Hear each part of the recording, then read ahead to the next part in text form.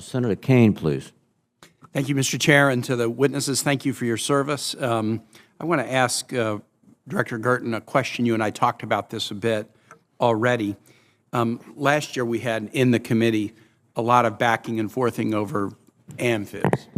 And when we had the Navy posture hearing, and I think it was at the end of April, there had been some churn and a suggestion that the Navy and the Marine Corps and maybe the SecDef or the White House was not on the same page with respect to amphib requirements that the Marines would need. At the posture hearing, Admiral Gilday, Secretary Del Toro, Commandant Berger said, we're on the same page. You're not going to see us diverge. You're going to get a report from us soon that will validate the requirements. That was in April. We got the report in late December, and I thought it was going to be like War and Peace size because it had taken so long to get it to us, and it was 4 pages long. It did say that there's a need for 31, which is congressionally directed, so that was good, and it had everybody kind of signed on. But I was surprised that it took so long and that the analysis, at least what we were given, was so cursory. The President submitted to us his budget last week, and the budget includes only one LHA, no plan to build an LPD in the fit-up. So setting aside that budget, you're not responsible for that budget, but if you're confirmed, how will you approach assessment of the congressionally directed requirements for 31 amphibious ships? So, Senator, it's not lost on me that this controversy about numbers of ships has been exacerbated even earlier this week with OSD weighing in on, how many ships are going to be in the budget and what in that matter. But for my efforts, working directly with the Chief of Naval Operations and the Commandant of the Marine Corps to make sure we have validated requirements and have those, pushed through the budget process, to make sure we get the right numbers of ships that meet the needs of the national security strategy. I'm perplexed that this has been so controversial, but I'm committed to working on that and getting to the root of it, making sure we're building the right numbers of ships that meet the requirements of the national security strategy. I'd look forward to working with you on that, and I know other members of the committee feel the same way.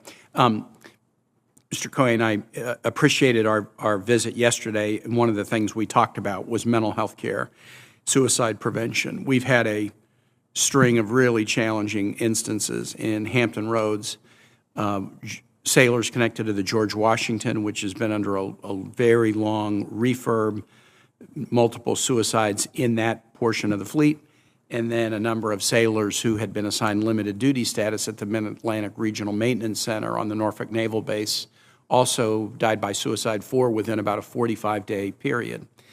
That one caused a light bulb to go off in my head that it should have probably gone off before. If somebody is in the Navy and they have an MOS and they really are trained to do this thing, but then they're not doing that job because their ship's in a seemingly endless refurb, or because of something, it might be a broken bone or a pregnancy, they're assigned into a limited duty status, and it's unclear exactly when that status will end. Will they go back to the fleet? Will they receive a med board and exit the military? Periods where people aren't doing the thing they train for can lead to some sort of hopelessness or confusion or what's my place, and then that can exacerbate other issues and lead to significant mental health challenges.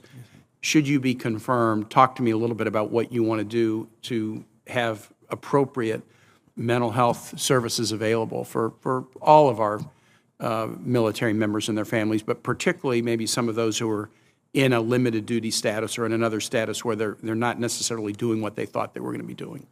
Thank you, Senator. So within the department and under the umbrella of the MNRA shop, there is the Military and Family Life Counselor Program. It is the largest mental health counseling program in the department, 2,600 people worldwide. The great part of that particular process is an individual can go seek counseling on any number of issues without having any PII collected on them. So it frees up that level of burden on an individual. I think if confirmed, I would work with the team to promote that better within the departments, within the services out in the field, so people are more aware of that. Additionally, I think this is a great opportunity where the family programs can step in and offer external or highlight other MWR programs, things like that, that would also get some of these service members out and about out of their box, thinking a little bit differently. I appreciate that. I'd look forward to working with you on it. Thank you, Mr. Chair. I yield back.